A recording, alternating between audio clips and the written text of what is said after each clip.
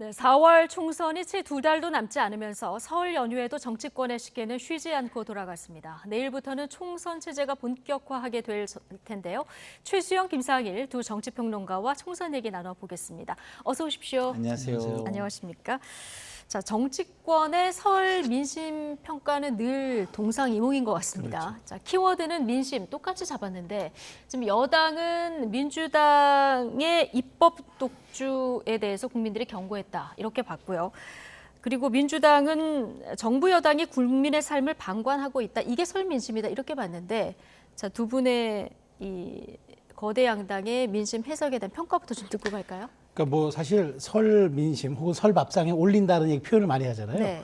결국에는 각 당이 얘기하고 있는 프레이밍이 국민에게 잘 받아들여지고 있느냐, 잘 먹히냐, 그걸 이제 평가하는 거예요. 그러니까 저는 이렇게 생각합니다.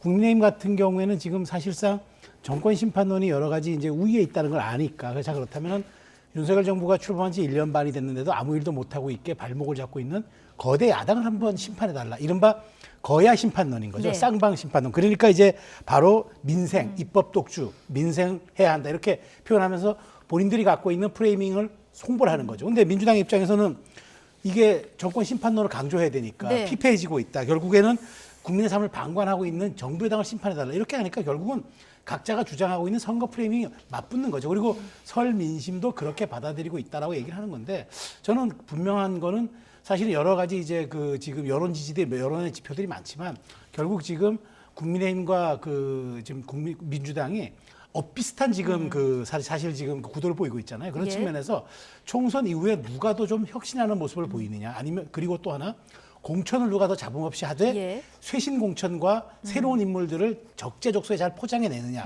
이게 관건이 될 것 같아요. 그래서 네. 설 민심은 각자의 아전 인수가 되는 건 분명하고 이제 이것을 결과로 연결하는 것 그게 중요한 과제겠죠. 네, 김상일 평론가 의견도 들어보죠. 선택적 청력들을 가지고 계신 것 같아요. 제가 듣는 네. 민심은 그냥 뭐 모든 정치권을 뭐 욕하시는 게 대부분이었어요. 예. 그리고 지금 현재의 민생이 되게 어렵고 물가가 굉장히 높기 때문에 그런 것에 대한 어려움, 한탄 뭐 이런 것들이 많았는데 그런 와중에도 예의상 한마디 해준 상대 그 내가 취하고 싶은 한마디 이걸 취해가지고 상대를 공격하는데 여념이 없는 정치권.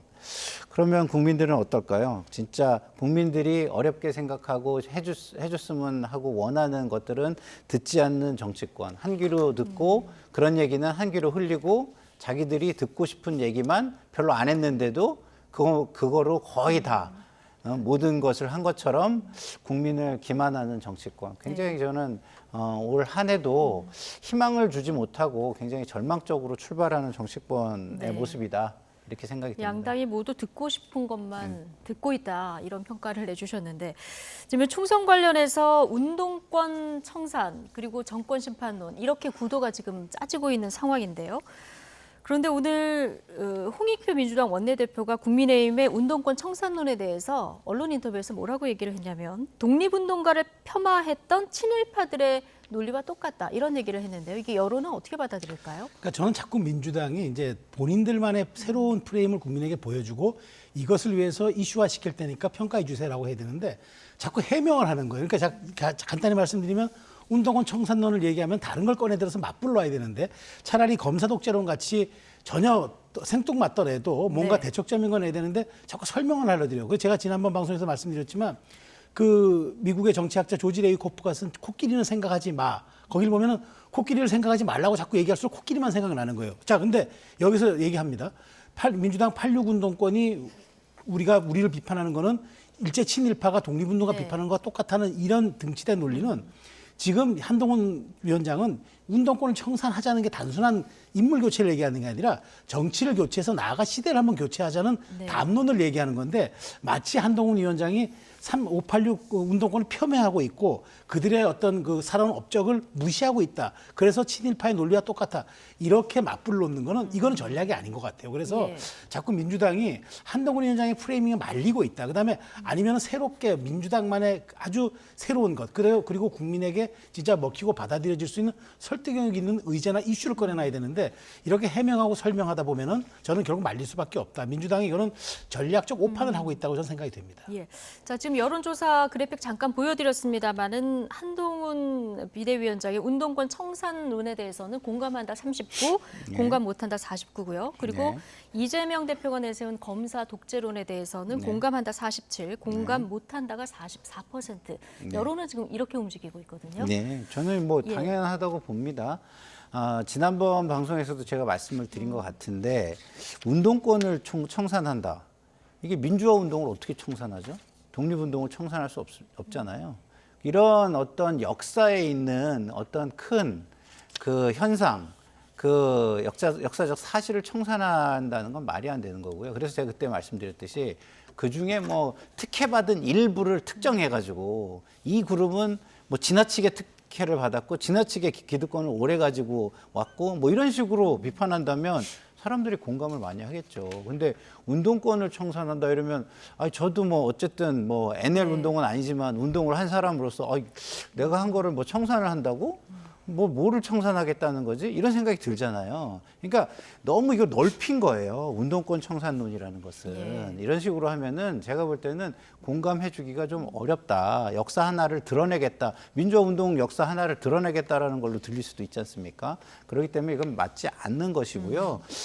그러니까 다시 한번 강조드리지만 자기들이 공격하고자 하는, 비판하고자 하는 거를 좀 특정해 가지고 사람들이 공감할 수 있게 그렇게 딱 핀포인팅해서 이야기를 하는 게 옳다 이렇게 생각이 듭니다. 그것에 반해서 검사 독재로는 지금 현상적으로 눈에 보이는 거예요. 검사 출신들이 지나치게 많아요. 지난 정권에서 고위직을 차지한 검사 출신들에 비해서 지금 몇 배 됩니까? 최소 4~5배에서 많게는 10배까지도 됩니다. 네. 정권별로 이렇게 비교해 보면. 그러면 국민들 입장에서는 과하네 지금. 그리고 지금 PF나 이런 부분에 대해서 굉장히 어려움을 많이 겪습니다만 금감원장을 검사 출신을 갖다 놨어요. 그러면은 지금 PF에 대해서 굉장히 우려하는 사람 중에서요. 역시 검사 출신으로는 한계가 있구나. 이렇게 말하는 사람도 되게 많습니다. 이런 것들이 사고가 터지면 이 공감대는 훨씬 더 저는 올라갈 거라고 생각해요. 예. 자, 민주당은 또 김건희 여사 리스크를 지금 전면에 부각하고 있는 이런 상황인데요. 대통령이 신년 대담에서 이 김건희 여사의 명품백 논란에 대해서 입장을 처음으로 밝히지 않았습니까?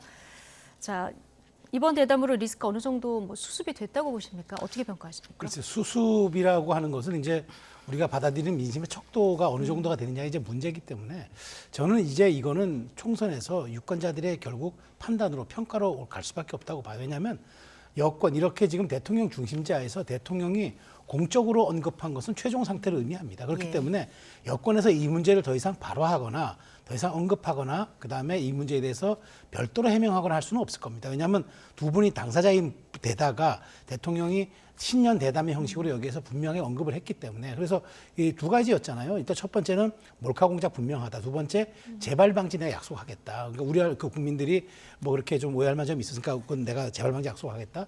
세 번째가 이 부속실, 그러니까 아쉬운 생각도 든다고 했지만 이 부속실이 과연 필요할까라는 생각은 들지만 어쨌든 고민하고 있다. 이 세 가지로 압축이 되는데.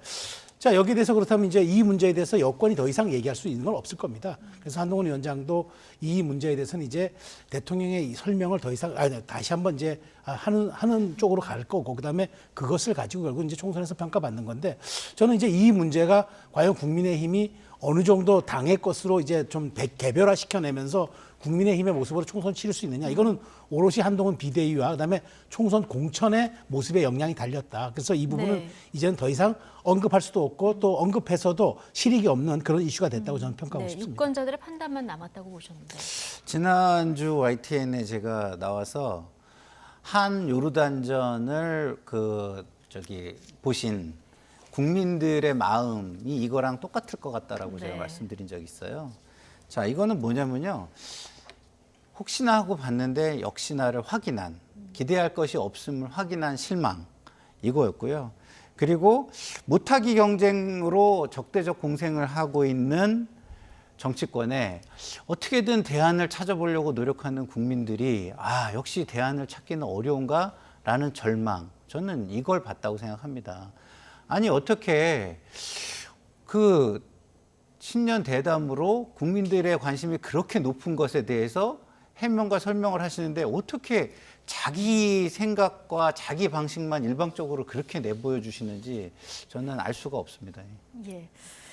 자, 민주당으로 가보면 민주당에도 이제 뇌관이 있죠. 하나는 임종석 전 비서실장의 공천 여부. 이거는 공천 관련해서 잠시 뒤에 조금 더 자세히 다뤄보도록 하고.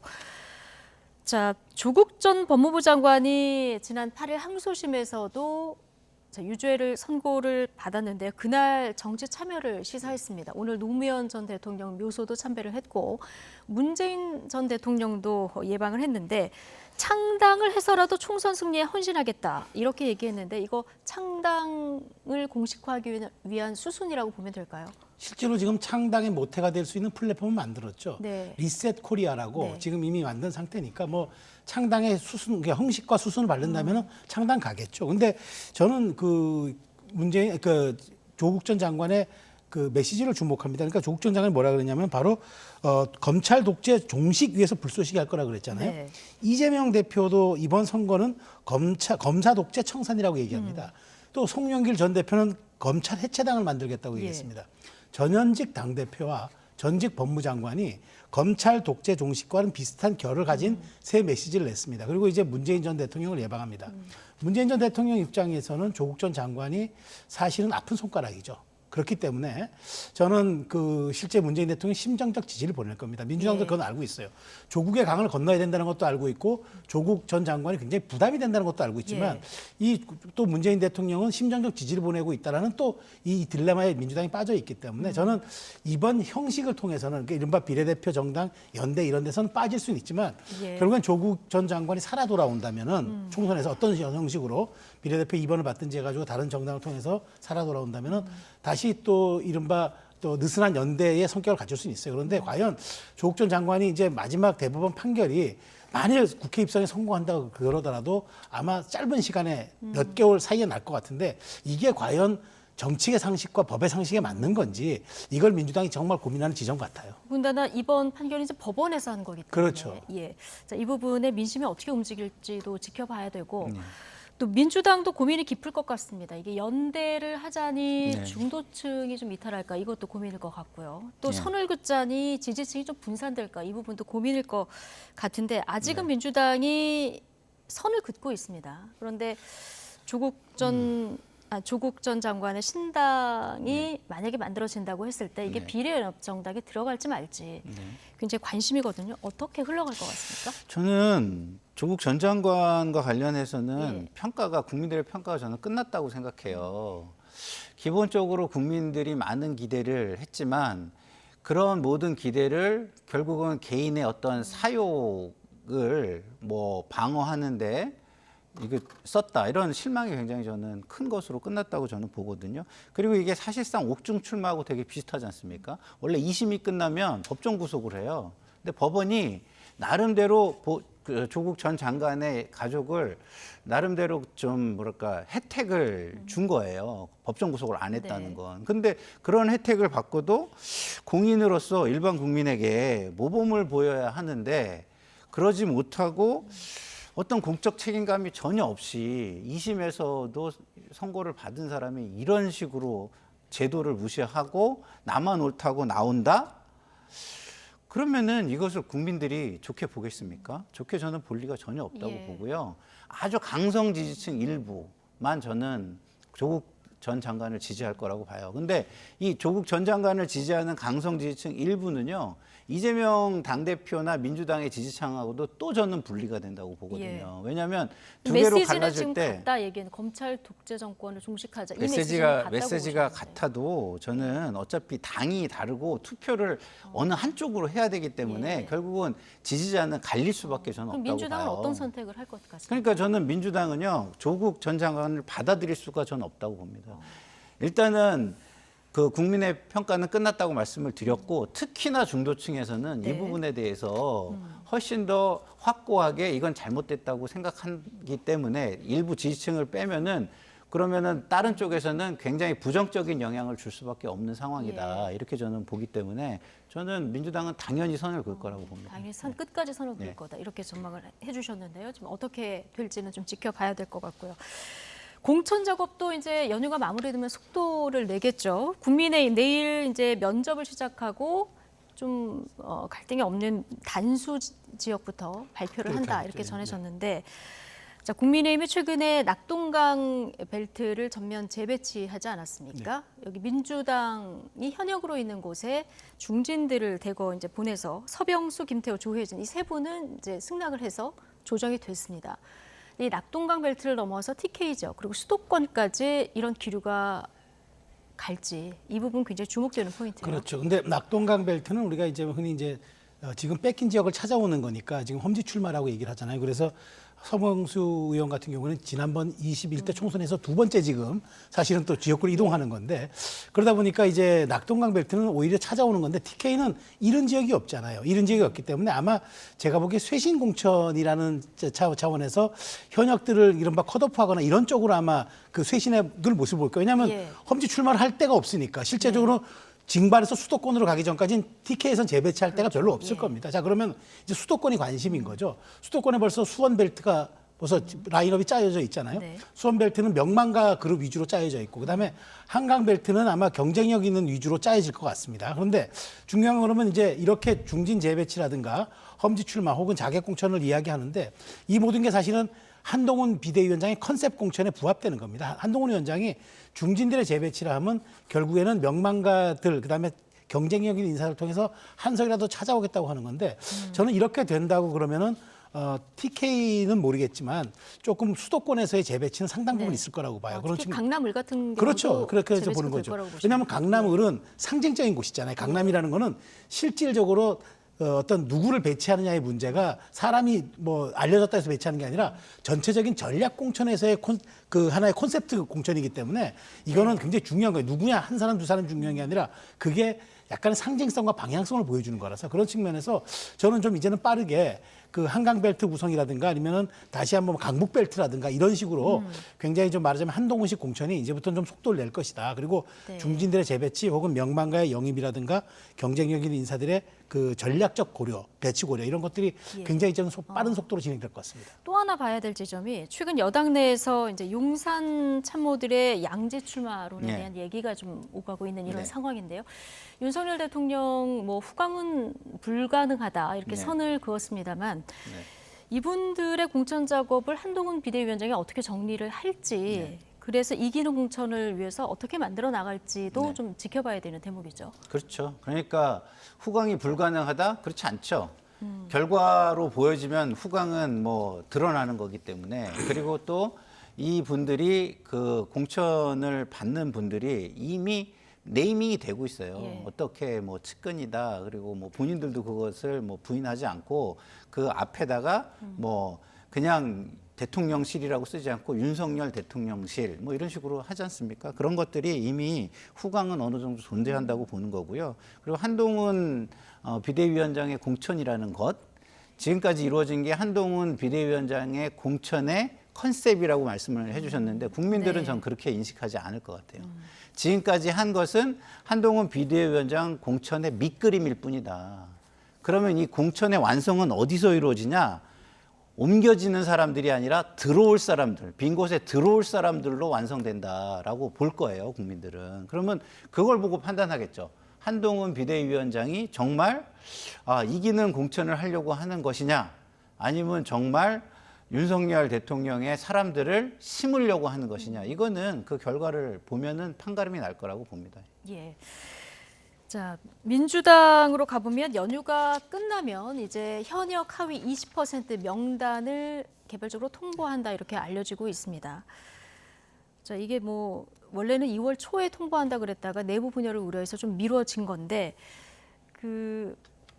이 명단에 친문계, 비명계 얼마나 포함되느냐. 자, 이 부분에 따라서 이제 계파 갈등이 앞으로 더 심해지느냐 마느냐 이 분기점이 될 것 같은데요. 그렇습니다. 말씀하신 것처럼 사실 설 전에 안 한 거는 최소한의 이탈 방지를 위해서 네. 시간을 좀 더 벌자는 전략적 측면이 분명히 있었고요.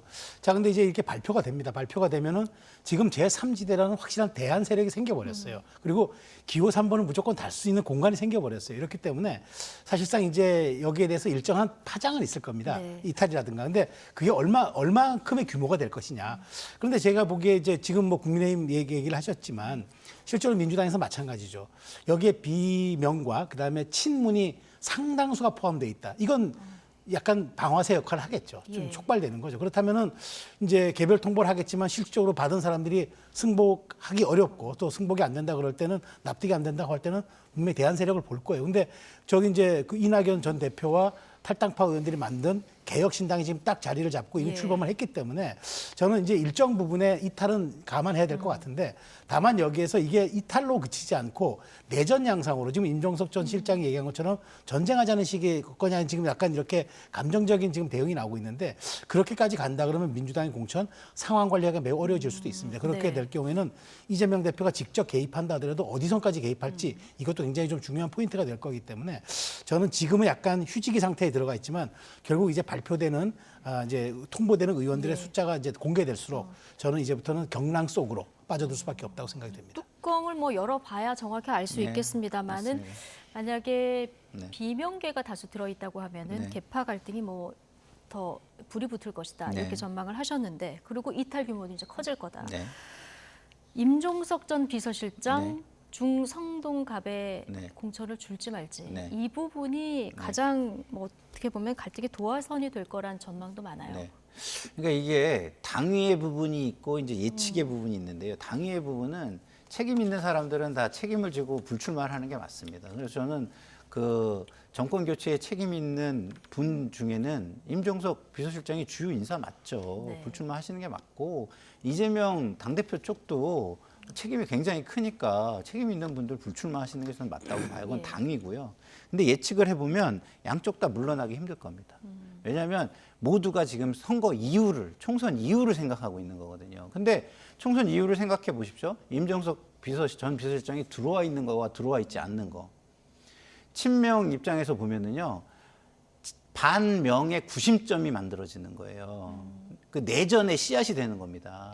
예? 임종석 전 실장이 왜 나만 가지고 그러냐 이런 얘기 했는데 그게 상징적인 예. 인물이기 때문에 그렇고 구심점이 될 수 있는 인물이기 때문에 그러는 거죠. 그래서 예를 들어서 이 임종석 비서실장이 들어와서 예. 반문 그 친문 인사들의 구심점으로 자리매김을 한다면 총선 이후에 이재명 지도 체제는 굉장히 힘들어질 수 있다라고 친명 그 인사들은 그렇게 생각할 것이다. 저는 이렇게 생각하기 때문에 이것은 양쪽 다 굉장히 물러나기 힘든 해결하기 쉽지 않은 이슈가 될 것이다. 저는 이렇게 봅니다. 네. 총선 이후 전당대회까지 네. 내다본 양측의 신경전이다. 자, 이렇게 보셨습니다.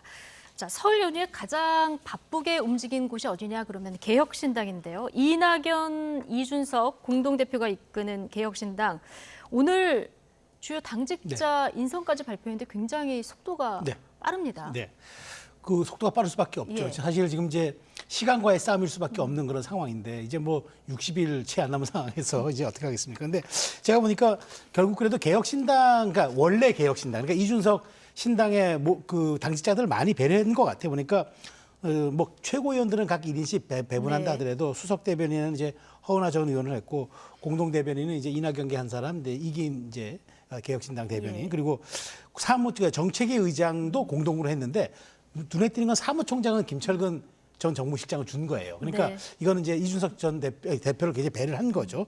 그리고 이제 정책위장 공동으로 했으니까 아마 이를테면 이제 공약이라든가 이런 걸 이준석 대표가 발표한 공약 같은 걸 녹이는 것도 이제 아마 조금 이제 속도감 있게 진행을 할 겁니다. 어쨌든 지금 제3지대는 탄력을 받았습니다. 예. 그런데 중요한 거는 정당은 자신의 차별성과 정체성을 보여주는 게 중요합니다. 합한다고 이게 되는 게 아니라 정당은 계층과 이익과 세대를 대변하는 게 정당입니다. 그런데 여기에는 약간 뭉뚱그려 있어요. 그래서 이런 지점들을 어떻게 이번에 설명할 것이냐. 단순한 그냥 연대나 그냥 단순한 합당이 아니라 우리가 지향하는 가치는 이렇고 우리가 정말 그 대변할 수 있는 이해 계층은 이렇다. 설명이 돼야 되는데 예. 이게 남은 과제 같아요. 그래서 공약도 어떻게 정말 잘 화학적으로 녹여낼지도 관건일 것 같습니다. 네. 네. 사실 설 직전까지도 네. 세력 간의 신경전이 오가서 이게 될까 그렇죠. 싶었는데요. 네.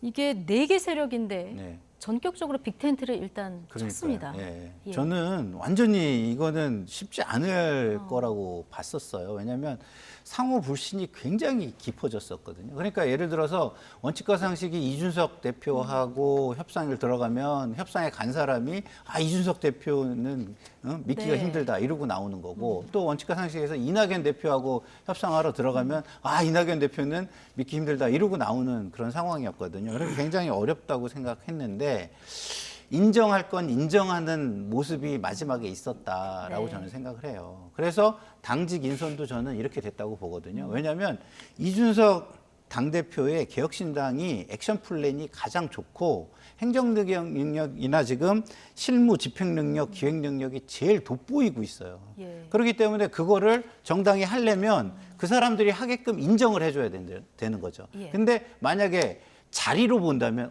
저기는 영향력 있는 자리인데 우리가 가져와야지. 우리는 실행력은 없고 액션 플랜은 별로 없지만 그래도 우리가 가져와야지. 이렇게 하는 순간 이 당은 깨지는 거예요. 근데 그런 지금까지 역할론에 대해서 좀 조정이 그렇죠. 잘 됐다. 네, 잘 되고 있는 거라고 저는 봅니다. 네. 개혁신당, 자 거대 양당의 공천 탈락자들 포섭하겠다 이런 그 계획을 가지고 있는데 이준석 공동대표는 이번 주에 신당 의석수를 6석에서 7석까지 늘리고 그리고 3월 중순쯤에 현역 20명 정도를 모아서 교섭단체도 가능할 거다 이렇게 전망을 했는데 이게 가능할까요? 저는 가능할 수도 있다고 봐요. 지금 현재 가능할 수도 4석이잖아요. 있다. 4석이잖아요. 근데 한 명만 더 하면 5석이잖아요. 이게 지금 우리 중앙선거관리위원회가 국고보조금 주는 기준이 이제 5석부터 이제 예. 굉장히 좀 말하자면 이게 상향이 됩니다.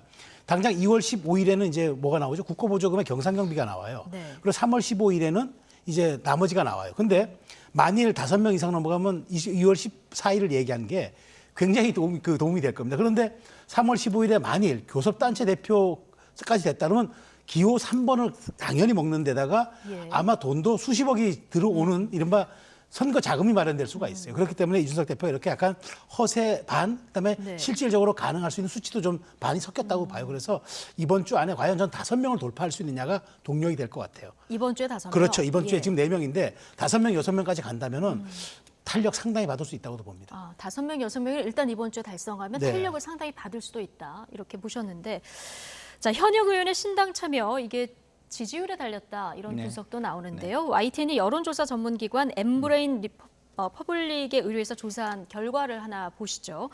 이거는 빅텐트가 쳐지기 전에 6일부터 이틀 동안 조사한 그렇죠. 결과라는 네. 점을 미리 말씀드리고요. 네. 자, 총선 투표 정당에 대해서 물어봤는데요. 자, 제3지대 빅텐트가 성사됐을 경우에 이제 성사가 됐죠. 지역구에서는 국민의힘 30, 더불어민주당 31, 그리고 통합정당이 11% 지지율을 보이고 있고요. 그리고 비례대표 한번 보실까요? 비례대표로 가보시면 비슷한데요. 국민의힘 위성정당 29%, 그리고 민주당 계열의 비례연합 위성정당 30%, 이준석, 이낙연 등 자, 통합정당 10% 이렇게 나타나고 있거든요. 자, 이 여론 지형 예. 이게 앞으로 이 10%, 11% 수치가 지금 최저치, 최대치가 되는 건지 어떻게 전망하십니까? 저게 예. 말씀하신 대로 통합이 빅텐트가 안 될 거라는 예측이 굉장히 높은 상황 속에서 가정적인 질문에 답을 한 거잖아요. 네. 근데 없다가 22%예요. 그죠? 예. 그러면 그 없다 중에서 상당 부분이 이게 될 수도 있단 말이야? 라고 하고 상당히 이쪽으로 올 가능성이 있기 때문에 11%보다는 전 높을 거라고 봅니다. 그게 몇 프로나 더 없다 예. 해서 확신을 갖는 사람들이 올지는 모르겠지만 더 올 거라고 전 보기 때문에 그거보다는 높아질 거라고 저는 보고요. 그리고 그렇게 되면 말씀하신 대로 제3지대가 하나라고 하는 거와 이름을 외워야 되는 건 다른 거예요. 예. 제3지대를 이름을 외워야 돼. 개혁신당, 개혁미래당, 이러면은 벌써부터 골치가 아파가지고 제3당 이거 안 되네 이렇게 되는 거고요. 근데 제3지대 이러면은 그게 의미하는 게 하나의 정당이라면 저는 저 중도층이나 무당층의 민심을 상당히 흡수할 수 있는 부분이 지금 모름이라고 답한 분들 중에 상당수가 예. 옮겨올 수 있다. 예, 정당이 이렇게. 어디라고 꼭 예. 찍지 않아도 그게 오토파일러팅처럼 이렇게 올 수 있는 부분이 네. 상당히 생긴다고 저는 보기 때문에 네. 이게 하나로 만들어진 것이 굉장히 큰 의미를 가진다. 물론 그 상황 속에서 아까 인정할 걸 인정 못하고 서로 쌈박질을 해대면 그거는 다 날아가겠죠. 예. 개혁신당이 첫 회의에서 위성정당을 안 하기로 결정을 했거든요. 네. 이거는 결과적으로 그 지지율이 어떤 방향으로 작동할지 굉장히 궁금한데 득실을 어떻게 보십니까? 죄송합니다. 근데 이건 이렇게 되겠죠. 그 개혁신당이 네. 지역구 후보는 최소화시키겠다. 그렇지만 상징적이다 나내겠다. 그리고 사실상의 비례정당이 되는 거죠. 위성정당을 안 만드니까. 자, 그러면은 중요한 거는 어디에 상징적으로 누굴 출마시킬 것이냐. 그래서 선택과 집중을 통해서 우리가 지역구에서 얼마만큼 흡수하고 나머지는 비례로 가져갈 것인가. 이제 이런 전략적인 이제 고민을 해야 될 거예요. 그래서 네. 국민의힘 장동영 사무총장이 이제 슬쩍 견제구 날린 게 뭐 비례정당 하겠다는 거 아닙니까? 라는 식으로 이제 견제구를 날린 것도 그런 일환인데 어찌됐건 그 이제부터 상징적 지역에 누가 출마해서 어떤 경쟁력을 보여서 제3신당의 그런 가능성을 얼마나 보여주느냐 이게 예. 굉장히 중요한 대목이 됐다라고 평가하겠습니다. 예. 이낙연, 이준석 개혁신당 두 공동대표가 네. 출마를 지역구에 하게 될지도 네. 관심인데요. 네. 일단 이낙연 대표는 호남에 출마할 가능성을 좀 열어둔 것 같고요. 네. 이준석 대표는 지금 내가 수도권, 대구 등 포함해서 출마제 대여섯 곳을 검토하고 있다라고 얘기했는데 네. 비례 쪽보다는 이제 지역구 출마 쪽으로 네. 가닥은 잡은 거라고 보면 될까요? 일단은 본인들은 그렇게 생각하고 있는 네. 것 같고요. 그 선택은 당 지지율을 얼마나 끌어올릴 수 있느냐, 내지는 당의 주목도를 이슈를 얼마나 더 많이 생산할 수 있느냐 예. 이런 쪽에서 결정이 될 거라고 봅니다만은 저는 개인적으로는 이낙연 대표께서 그 정치의 대선배로서 지금 이준석 대표가 배지를 한 번도 다른 적이 없잖아요. 정치권에 상당한 그 중요한 자산인데 차라리 비례를 권유해 주시는 게 좋을 것 같아요. 아, 그리고 전국에 유세를 하고 다니면서 해라. 네. 당신은 굉장히 좋은 정치적 자산인데 배지를 다는 게 중요하지 않느냐라고 이렇게 그 통큰 배려를 해주면 굉장히 모습이 좋아 보이지 않을까 이런 생각이 이준석 들고. 대표가 지역구에 나가겠다 이렇게 얘기를 해도 그러니까 이거는 배지를 다는 게 일방적으로 중요하다고 좀 설득을 하는 게 모양새가 좋아 보일 거다. 권유를 해주는 거죠. 선택지를 주는 거죠. 일방적으로 강요하거나 이게 옳다, 이게 더 좋다라고 얘기하면 이준석 대표가 자존심이 있어가지고 튈 수 있어요. 네. 네? 그래서 저는 그런 게 아니라 선배로서 이런 것도 우리가 한번 생각해 볼 수 있으니까 본인이 선택한다면 이 길도 있다라고 해가지고 이준석 대표한테 선택지를 열어준다면 이준석 대표가 두 개를 놓고 어떤 게 더 당을 위해서 그리고 자기를 위해서 더 폭발력이 있는지 효과가 큰지를 생각해서 선택할 수 있는 선택지를 만들어주는 네, 거라고 저는 생각합니다. 알겠습니다. 이낙연 대표가 이 방송을 못 보실 수도 있으니까 네. 한번 직접 권유를 해보시는 건. 제가 이낙연 대표님이 엄중하시기 때문에 아, 제가, 그렇습니까? 예, 직접 권유를 못하고. 직접 한 방송을 번도 보시는 얘기를 거예요? 해본 적이 없습니다. 알겠습니다. 자, 오늘 대답은 여기서 마치겠습니다. 최수영, 김상일 두 정치평론가와 함께했습니다. 고맙습니다. 감사합니다.